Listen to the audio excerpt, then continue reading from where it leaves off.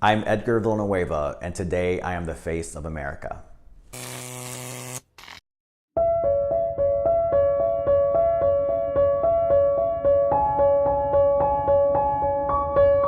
My name is Edgar Villanueva. I'm a Native American philanthropist. I'm an advocate for social justice philanthropy.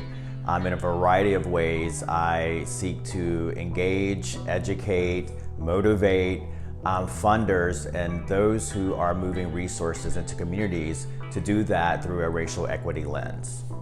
I'm an enrolled member of the Lumbee Tribe of North Carolina, which is located in southeastern North Carolina, mostly in a county called Robeson County. We're also known as the people of the dark water because of the swamplands and the Lumber River that flows through that part of the county. We are 60,000 members strong, making us the largest tribe east of the Mississippi River. I think helping others was just something that was instilled in me from my family, probably from my indigenous values. I also had a lot of influence early on from a faith community. But also I've learned later in life from my elders that moving money or helping to invest resources in community is actually my medicine. It's something that makes me feel complete and whole and restores balance in my own life. Decolonizing Wealth is a provocative analysis of the philanthropic and charitable sector, looking at what I call the colonial dynamics that are really prohibiting our sector and holding us back from investing in a way that is truly equitable. The accumulation of wealth in this country has resulted in a lot of trauma. Colonization has resulted in trauma that still shows up in our communities. I believe that wealth actually can be a tool to help facilitate the healing from that trauma if we use money as medicine. Native Americans in this country have been, for the most part, invisible. I think that part of that is due to this country's inclination to want to forget about or erase its history of genocide and colonization. It's really our nature to want to sweep that under the rug and not address that. And I think in doing so, we are actually holding ourselves back from not having that process of truth and reconciliation. In this country, I think, just a couple of years ago with Standing Rock was one of the first times that Native resilience and power was on the global stage, where folks in this country saw what Native Americans had to offer and also saw the power, the spirituality, the culture really coming through in a very mainstream way.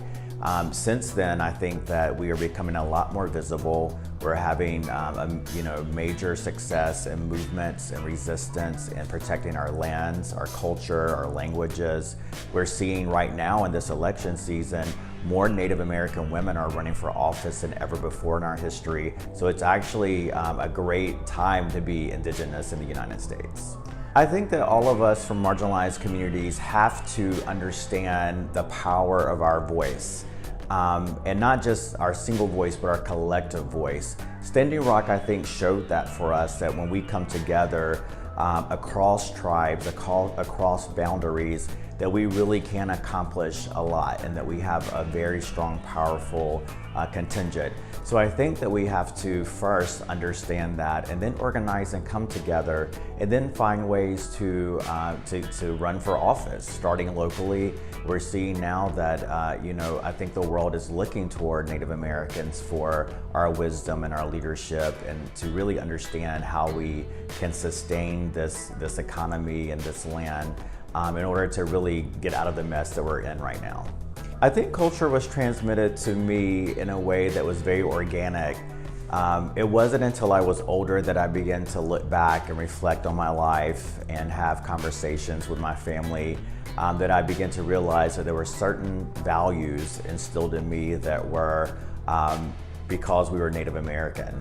I didn't know growing up if they were just, values that everyone shared, or if it was because we were from the South or because my family was religious. I had to actually make the time to self-reflect and go on a personal journey to explore that and to really grow to appreciate and value that wisdom that was passed down to me. I think that I have a role to play, definitely in the progressive movement, to advocate for my community. I don't think I'll run for public office, but I really enjoy supporting others who are currently engaged in doing so. I'm involved in a number of networks that are working to build political power, to get our community registered to vote, and to make sure our voice is being counted. And I look forward to continue to support those efforts.